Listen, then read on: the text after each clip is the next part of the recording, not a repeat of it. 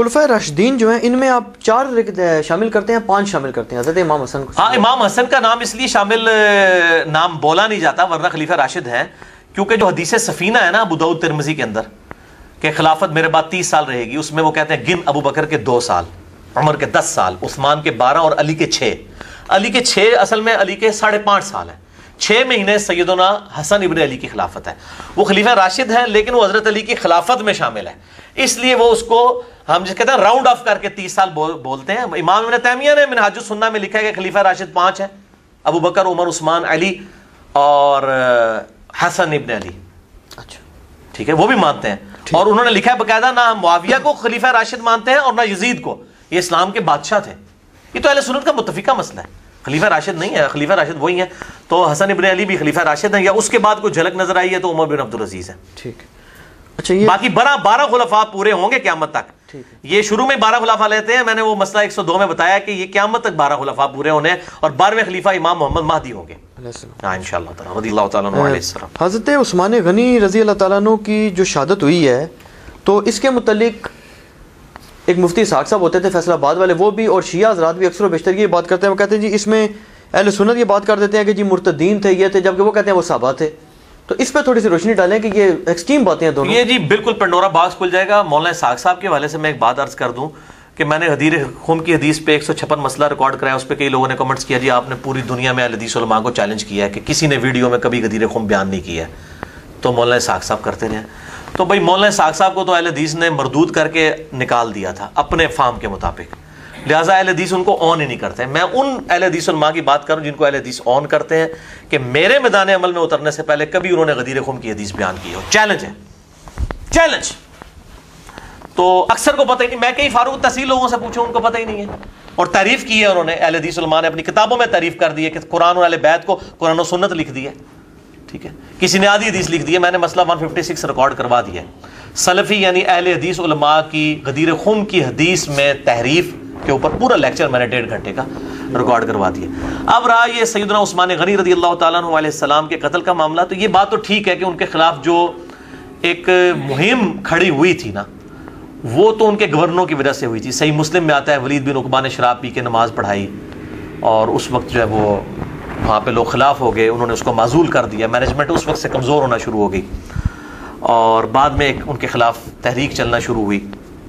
ظاہر ہے اس میں صحابہ تابعین سب شامل تھے، اور عبداللہ بن سبا کے اوپر ڈالتے ہیں، بھائی عبداللہ بن سبا مسجد نبوی میں نمازیں پڑھا رہا تھا، بخاری میں آتا ہے 695 نمبر حدیث کہ انہی باغیوں کے پیچھے نمازیں پڑھو، حضرت عثمان کہتے ہیں جب ان کو محصور کر لیا گیا۔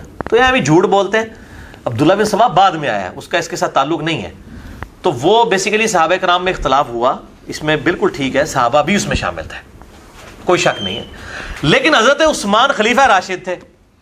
خلیفہ اور ملک میں فرق دیکھیں، خلیفہ کے خلاف پروٹیسٹ ہوتا ہے وہ اپنے حق کے لیے تلوار بھی نہیں اٹھاتا، وہ کسی کو پتہ ہی نہیں تھا کہ اس لیول تک کچھ جذباتی لوگ ہیں جو ان کو شہید بھی کر دیں گے، بیچ میں ایسے گھسے ہوئے ہیں۔ البتہ شہید کس نے کیا یہ کسی کو نہیں پتا۔ محمد بن ابی بکر، حضرت ابو بکر کا بیٹا بھی شامل تھا اس میں سرغنا کے طور پر، اور اس حوالے سے میں آپ کو بتاؤں یہ مصنف ابن ابی شیبہ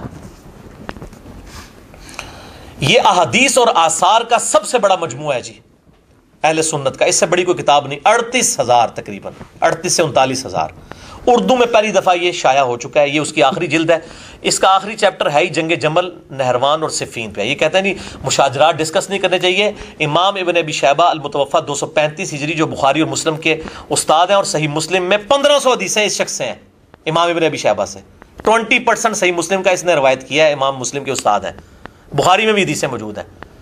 انہوں نے جنگ جمل، نہروان اور صفین کے اوپر پورے چیپٹر بند ہیں، تقریباً 200 کے قریب روایات لے کے آئے ہیں اس کے اندر۔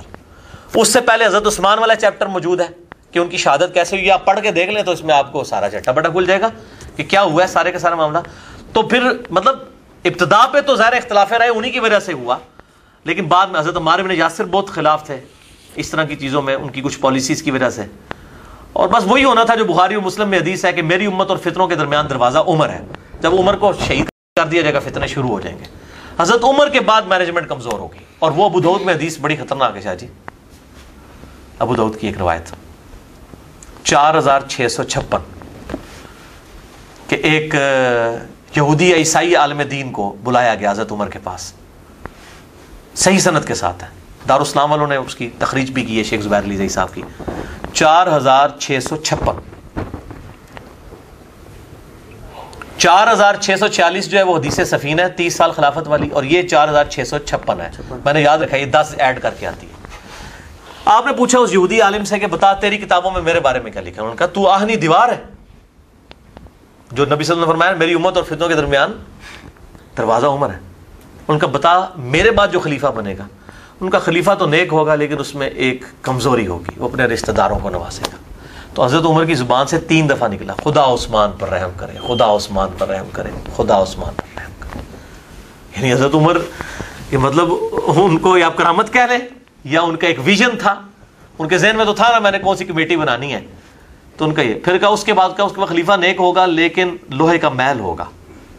تو حضرت عمر نے کہا بدبودار شخص یہ کیا کہہ رہا ہے لوہے کا محل. انہوں نے کہا کہ اصل میں لوہے کا محل کا مطلب یہ ہے کہ خلیفہ تو شریف اور نیک ہوگا لیکن تلوار نیام سے باہر آ چکی ہوگی. وہ کوشش تو کرے گا کسی طریقے سے امت کو پٹری پہ چڑھائے دوبارہ سے, لیکن معاملات بگڑ چکے ہوں گے. تو یہ میرے بھائیوں اس طریقے سے سیدنا عثمان کے خلاف یہ جو مہم کھڑی ہوئی, قاتلین عثمان کا کوئی پتہ نہیں کہ کون ہے, بائی نیم مینشن نہیں ہے, ٹھیک ہے. اور جو لوگ صحابہ کے بارے میں کہتے ہیں مطلب وہ ظاہر ہے کہ اس مہم کو چلانے والے تو تھے, وہ صحابہ کے نام آتے ہیں, وہ مولانا اسحاق صاحب کو اپنی طرف سے تو نہیں کہہ رہے, ابن کثیر نے بھی لکھا ہے, اسی طریقے سے اسود الغابہ میں موجود ہے اور اہل صحابہ میں موجود ہے, اور کتابوں کے اندر اہل سنت کی جو تاریخی کتابیں ہیں خلفائے راشدین کے اوپر, باقی صحابہ کے اوپر, اس میں یہ چیزیں موجود ہیں. بال کہیں پہ نام مینشن نہیں ہے کہ بھی بندے کون تھے. نام مینشن ہوتا تو ظاہر ان کو کٹانے میں لا کے کھڑا کیا جاتا. بہرحال ہم ان کو غلط سمجھتے ہیں. ہم جس طریقے سے حضرت عثمان کے مخالفین کو غلط سمجھتے ہیں نا جی, اسی طریقے سے سیدنا علی کے مخالفین کو بھی غلط سمجھتے ہیں. لیکن یہ ظلم یہ ہے کہ یہ لوگ حضرت عثمان کے مخالفین کو پتہ نہیں کیا کیا گالیاں نکالتے ہیں, اور حضرت علی کے مخالفین کی جب باری آتی ہے تو ہم ان کو بھی کہتے ہیں ان کا بھی ایکٹ غلط تھا, ان کا بھی ایکٹ غلط تھا. ٹھیک. اچھا بھائی, بریلوی مسلک کے بہت بڑے مناظر ہیں جن سے آپ بھی بڑے انسپائرڈ ہیں. آپ کہتے ہیں جی اگر ان کا مناظرہ ہو جائے تو یہ کسی کو بولے نہ دیں. پیر سید عرفان شاہ مجدی صاحب, بالکل جی, سعودی عرب والوں کے علماء ان کا مقابلہ نہیں کر سکتے جن باتوں میں وہ بات کر رہے ہیں. اچھا, لیکن میرا نہیں مقابلہ کر سکتے. میں پمفلٹ لکھے انہوں نے گستاخانہ عبارتاں جیل آئے سن, وہ کہتے علی نہ چھیڑیو, وہ پمفلٹ انہوں نے پڑھ لینا چشتی رسول اللہ, انہیں کہ انہوں چھیڑو گے تو عوام نو دسے گا. تو میرے پمفلٹ اندر ان پیروی کا انجام جو ہے نا وہ نہیں مجدی صاحب دے سکے. اچھا, اس میں علی بھائی ان کا ایک میں لیکچر سن رہا تھا ابھی پچھلے دنوں, اسی کی کلپ کی تیاری کے لیے تھوڑا سا سوال جواب کی. اس میں وہ بیان کرتے ہیں, وہ کہتے ہیں جی کہ حضرت امیر معاویہ علیہ السلام جو تھے, اگر وہ حضرت علی علیہ السلام سے اختلاف ان کی ذات کی وجہ سے کریں تو پھر تو یہ آپ چلو حدیث پہ فٹ کرتے رہیں. اب وہ کہتے ہیں جی مسئلہ یہ ہے کہ حضرت علی علیہ السلام کی ایک ذاتی شخصیت تو نہیں ہے, وہ ایک منصب پہ فائز تھے. تو وہ فرماتے ہیں کہ یہ اگر ان سے مطالبہ حضرت عائشہ رضی اللہ عنہا نے کیا, حضرت اللہ, حضرت زبیر رضی اللہ عنہ نے کیا, حضرت امیر معاویہ رضی اللہ عنہ نے کیا, تو کس میں کیا ناجائز بات ہے؟ کوئی ناجائز بات نہیں ہے. مطالبے پہ تو ہمیں اختلاف ہی نہیں ہے, یہ تو اختلاف ہی نہیں ہے. یہی تو مولوی روند ڈال دیتا ہے نا, بات کا رخ ہی بدل دیتا ہے, بات کچھ اور ہو رہی ہے, پھر اینالوجی بنانا شروع کر دیتے ہیں کہ جی وہ دیکھیں یزید نے اپنے دور میں حسین کے قاتلین سے بدلہ نہیں لیا تو حضرت علی نے لیا. بھائی حضرت حسین یزید کے دور میں شہید ہوئے تھے, حضرت عثمان حضرت علی کے دور میں شہید نہیں ہوئے. Point to be noted. دیکھو کیسی اینالوجی بناتے ہیں. حضرت علی کے دور میں سیدنا عثمان شہید ہوئے ہیں, وہ تو پہلے شہید ہوئے ہیں, جبکہ یزید کے دور میں حضرت حسین شہید ہوئے ہیں. کتنی یہ روند مارتے ہیں, یہاں بھی یہ روند مار رہے ہیں, یہ ناسبی جتنے یہ روند مارتے ہیں. مسئلہ یہ اختلاف ہی نہیں ہے کہ ان کو, اختلاف یہ ہے کہ پارٹی بنا کے, جتھا بنا کر خلیفہ راشد کے خلاف فوج بنا کے لڑنے کے لیے آمادہ ہو جانا. یہ ہے اصل میں جو نبی صلی اللہ علیہ وسلم کی حدیث ہے کہ تم میرے بعد بہت اختلاف دیکھو گے. ابو داؤد میں ہے, ترمذی میں ہے, نسائی میں ہے, ابن ماجہ میں ہے کہ آپ صلی اللہ علیہ وسلم نے فرمایا, مشکات میں 165 نمبر ہے, ابو داؤد میں 4607, ترمذی 2676, ابن ماجہ میں 42, میرے بعد بہت اختلاف دیکھو گے. اور اس وقت علیکم بسنتی و سنت الخلفاء الراشدین المہدیین, تم پر میری سنت اور میرے خلفاء راشدین کی سنت لازم ہے. اور دین میں بدعتوں سے بچنا, ہر بدعت گمراہی ہے اور ہر گمراہی دوزخ میں لے جانے والی ہے. سنن نسائی میں الفاظ موجود ہیں. یہ تو ہے ہی خلفاء راشدین کے بارے میں کہ ان کے مخالفین بدعت پہ ہوں گے. یہ حدیث کو آ کے نعوذ باللہ پنکچر کر دیتے ہیں حضرت عثمان تک آ کے. وہاں آپ باغیوں کے اوپر بات کریں, کہتے ہیں ہاں جی علیکم بسنتی, یہ بدعتی ہیں. تو جو حضرت علی کے خلاف کھڑے ہوئے ہیں, صرف قصاص کا معاملہ ہوتا نا, اس پہ کوئی اختلاف نہیں ہے, ہم بھی کہتے ہیں. بلکہ حضرت علی سے بڑھ کے کسی کو قصاص تھا کی فکر تھی. حضرت علی تو خلیفہ ہی نہیں تھے بن رہے, انہوں نے کہا معاملہ آپ لوگوں نے بگاڑ دیا ہے, میرے گاٹے فٹ کرنے لگے اور سارا مسئلہ بگاڑ کے. ٹھیک ہے, معاملہ تو فٹ بگڑ چکا تھا بنو امیہ کے گورنروں کی وجہ سے. ٹھیک ہے, تو وہ مسئلہ یہ نہیں تھا, ایشو یہ نہیں تھا. اصل ایشو یہ ہے میرے بھائیوں کہ جو جتھا بنایا گیا نا, جو آج یہاں پہ پاکستان میں بھی کہہ رہے ہیں کہ کوئی پرائیویٹائز نہ کرے جہاد کو اور اپنا جتھا بنا کے حکومت سے نہ ٹکرائے, تو جب حضرت علی رضی اللہ عنہ سے قصاص کا مطالبہ تھا تو سیدہ فاطمہ, سیدہ عائشہ رضی اللہ تعالی عنہ علیہ السلام, وہ حضرت علی کے پاس تو آئی نہیں ہے, وہ تو مدینہ شریف میں تھا دارالحکومت, وہ تو اپنی پوری فوج, ان کو بھی عبداللہ بن زبیر لے کے, وہ تو لے کے چلی گئی ہیں بصرہ خود قانون کو ہاتھ میں لینے کے لیے. تو حضرت علی کو تو مجبوراً وہاں پہ جانا پڑا ہے. تو مسئلہ مطالبے کا نہیں ہے. اچھا اذان کا جواب دے لیں. تو شاہ جی بات کیا ہو رہی تھی اب بیچ میں, وہ ہاں وہ قاتلین عثمان والا, وہ تو معاملہ سیٹل ہو گیا. اس کے بعد کیا تھا؟ ہاں وہ, ہاں جی, کہ وہ جو مطالبہ ہے, وہ مطالبے سے کسی کو اختلاف نہیں میرے بھائی. مطالبے سے کس کو اختلاف ہے؟ جتھا بنا کر, پارٹی بنا کر خلیفہ راشد کے خلاف ٹکرا جانا, اس سے اختلاف ہے. اور مولانا مودودی رحمہ اللہ نے بھی المتوفہ 1979 عیسوی خلافت و ملوکیت میں ایک جملہ لکھا ہے. میں نے پوری خلافت و ملوکیت میں نا 2 جملے انڈر لائن کیے ہیں. ایک جملہ اس میں سے یہ ہے, انہوں نے کہا حضرت عثمان خلیفہ راشد تھے. خلیفہ اور بادشاہ میں یہی فرق ہوتا ہے, ان کے خلاف پروٹیسٹ ہوا, انہوں نے اپنے لیے تلوار نہیں اٹھائی اپنی ذات کے لیے. ٹھیک ہے, شہید ہو گئے, پروٹیسٹ کرنے دیا, ظاہر صحابہ ہی کر رہے تھے. اگر کوئی شرارتی لوگ اور ہوتے تو وہ کہتے ہیں بارو کی تلے آنے دے, بھرتی کر کے کرائے دے. ان کو بھی پتا تھا کون لوگ پروٹیسٹ کر رہے ہیں, لیکن ان کو یہ نہیں تھا اندازہ کہ یہ لوگ یہ کام ڈال دیں گے. اور دوسرے حضرت معاویہ کے دور کے اندر جو بندہ بھی اس طریقے سے پروٹیسٹ کرتا تھا اس کے ساتھ کیا ہوتا تھا. تو ان کا یہ خلافت و ملوکیت کا فرق ہے. دوسرا جملہ میں جو میں نے ان کا انڈر لائن کیا ہے وہ یہی ہے کہ اگر حضرت معاویہ بن ابی سفیان رضی اللہ تعالیٰ عنہ کی غلطیوں کو ہم غلطی نہیں کہیں گے تو ہم حق اور باطل, غلط اور صحیح کے معیار کو خطرے میں ڈال دیں گے. اتنے سافٹ الفاظ استعمال کیے انہوں نے. میں کہتا ہوں جی خلافت و ملوکیت سے سافٹ کتاب ہی کوئی نہیں ہے. اور اس کے اندر جو کمزوری تھی ہم نے پوری کر دی ہے اس پمفلٹ کے ذریعے. یہ جو پس منظر لکھتی ہے, یہ زمین میں آپ سمجھ لیں اس کا نیکسچر ہے. باقی اس میں بھی جو مجھے اختلاف ہے مولانا مودودی سے, یہ آپ نے پوچھا نا اس مسئلے میں ساتھ, مجھے مولانا مودودی سے یہ اختلاف ہے خلافت و ملوکیت میں, جو انہوں نے کہا نا کہ حضرت علی نے جو قاتلین عثمان سے بدلہ نہیں لیا تو یہ ان کی خلافت میں جو مجھے یہ عہدے دیے ہیں, عہدوں کا بھی ذکر آتا ہے. عہدوں کا ذکر, میں بالکل اس چیز کو صحیح مانتا. اس معاملے میں مودودی صاحب کی تحقیق کمپلیٹ نہیں ہے, بالکل ایسا نہیں ہے. اگر یہ ڈیفینیٹ تھا پھر عہدے کو دینے تھے, انہوں نے سزا لے کر دینی تھی, یہ بالکل غلط بات ہے. حضرت علی کی توثیق ہے, ٹھیک ہے نا, علی سے محبت نہیں رکھے گا مگر مومن, علی سے بغض نہیں رکھے گا مگر منافق. صحیح مسلم 240 نمبر حدیث. علی کی توثیق ہے ہر جنگ میں. آپ دیکھیں حضرت عثمان کے جو معاملات ہیں نا اس میں اس طریقے سے توثیق نہیں آئی ہے جو حضرت علی کی جگہوں پہ توثیق ہے. تو ہم نبی صلی اللہ علیہ وسلم کی غیبی خبروں کی بنیاد پہ کہتے ہیں کہ حضرت علی کا سٹانس ٹھیک تھا. اور چونکہ جھگڑا ہی حضرت علی کی جنگوں پہ بننا تھا اس لیے حدیثیں اسی کے اوپر میں نے 72 حدیثوں میں جمع کی ہیں. جنگ جمل کے اوپر وہ جو حدیث اتنی مشہور ہے مسند احمد کی کہ میری بیوی پہ کتے بھونکیں گے, خوف پہ اماں عائشہ پہ بھونکے تو رونا شروع کر دیا. واپس جانے لگی تو ابن زبیر کے جی اماں صلح کے لیے لے کے جا رہے ہیں, اور بعد میں پوری زندگی روتی تھی, دوپٹہ در ہو جاتا. ان کے الفاظ ہیں کہ میں نے نبی صلی اللہ علیہ وسلم کے بعد کی بدعت کی ہے, احدثہ کے الفاظ ہیں. اس کا کیا حوالہ ہے؟ یہ میں نے اس کے اندر لکھا ہے میرے بھائی. اچھا سے آپ نے یہ پمفلٹ نہیں پڑھتے, یہ سمندر ہے. کئی لوگوں نے یہ پمفلٹ جو ہے نا اس کو سمجھا کہ شاید یہ اسی طریقے سے لکھ دیا گیا. میرے بھائی اس پمفلٹ کے اندر یہ حدیث جو ہے نا جی وہ المصنف ابن ابی شیبہ میں ہے 37772.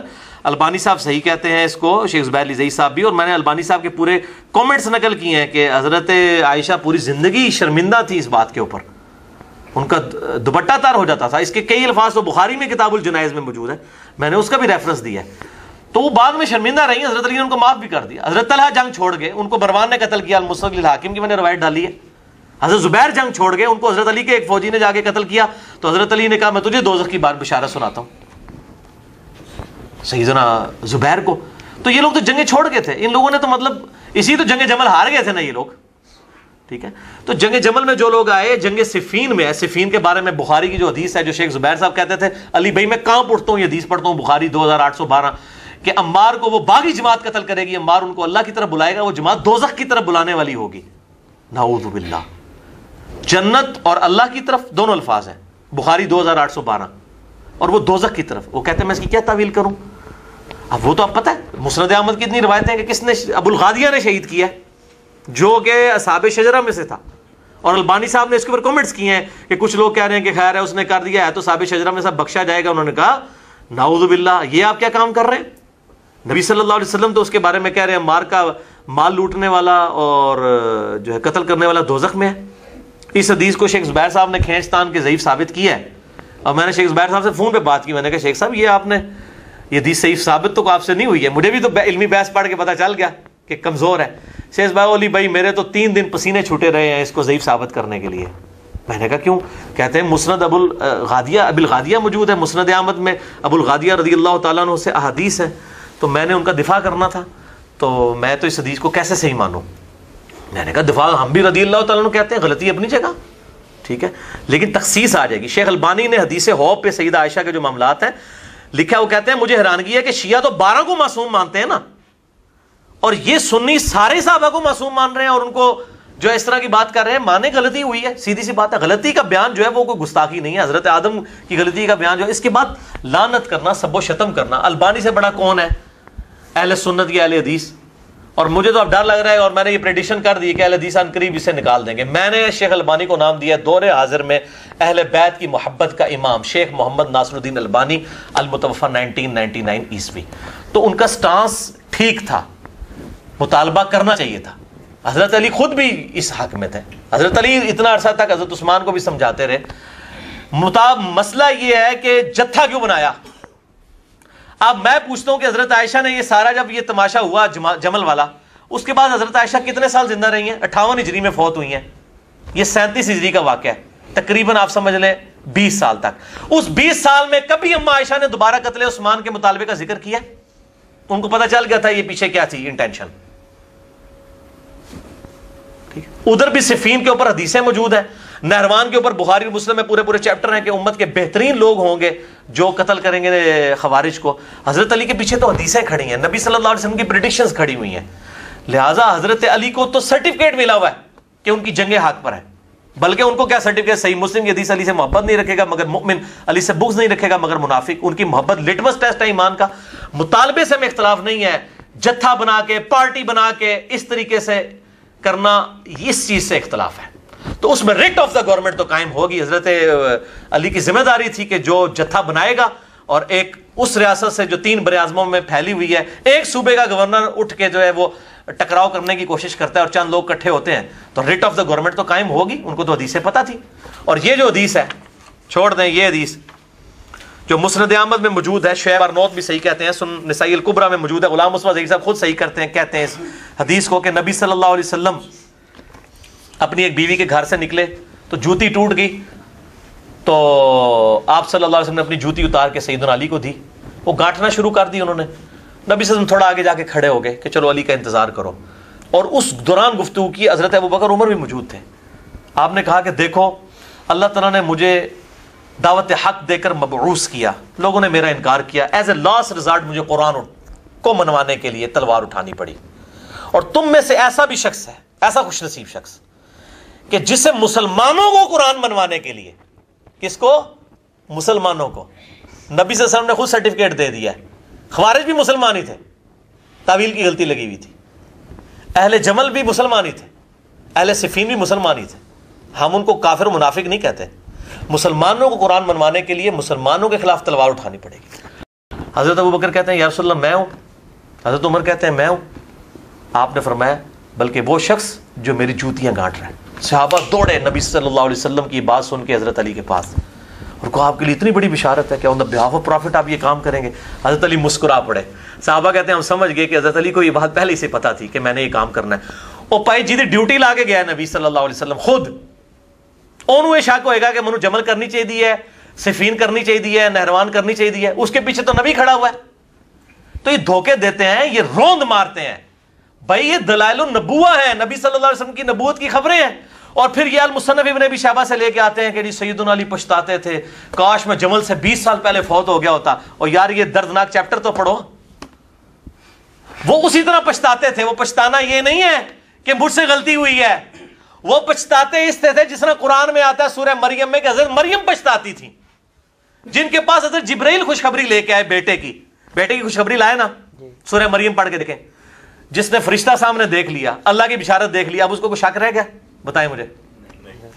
اچھا اس کے بعد آتا ہے ان کو حمل ٹھہر گیا, وہ ایک درخت کے نیچے جا کے بیٹھی اور وہاں کہتی ہے کاش میں بہت پہلے ہی مر کے مٹی ہو چکی ہوتی, نسیہ منسیہ ہو چکی ہوتی, لوگ مجھے بھول چکے ہوتے, میں اس حالت پہ تو نہ پہنچتی. اس کا مطلب حضرت مریم کو شک تھا جی, ناسبیو حضرت مریم کو اللہ اور جبرائیل پہ شک تھا. ان کو پتا تھا کہ اس میں جبرائیل کہتا ہے کہ آپ کے بیٹے کو ہم نشانی بنانے والے ہیں.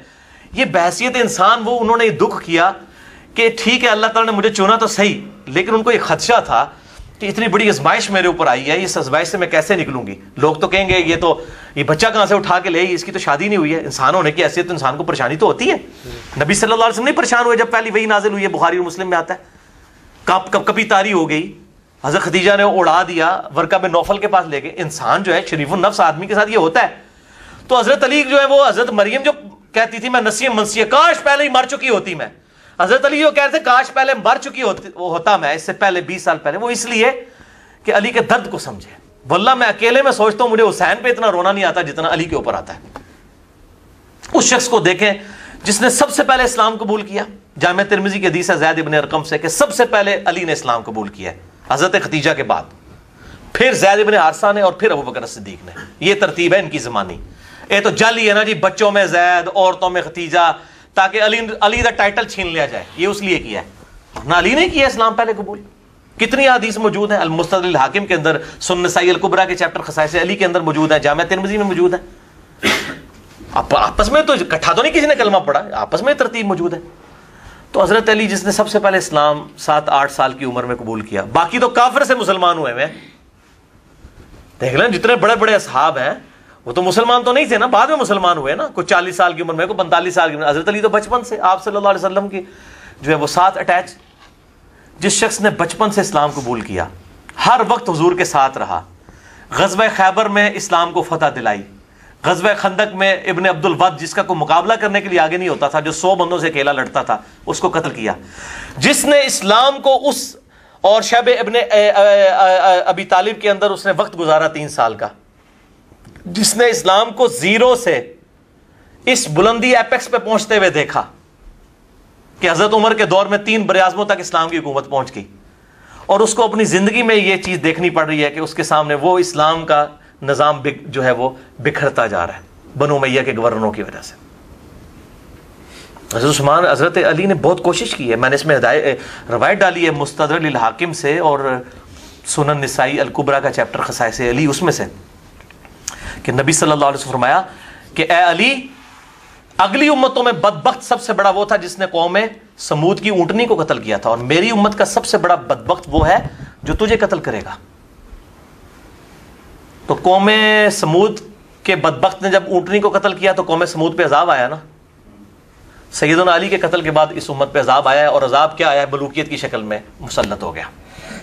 ان لوگوں نے, حضرت علی ایک آخری کوشش تھے کہ کسی طریقے سے ابو بکر اور عمر کی خلافت کو بحال کیا جائے, جس سے سیدنا عثمان کے گورنروں نے سپائل کر دیا تھا. میرے اس پہ پورا لیکچر ہے, مسئلہ number 116A, 116B, 116C, 116D, 116E, کہ کس طریقے سے سپائل ہوئی ہیں یہ چیزیں.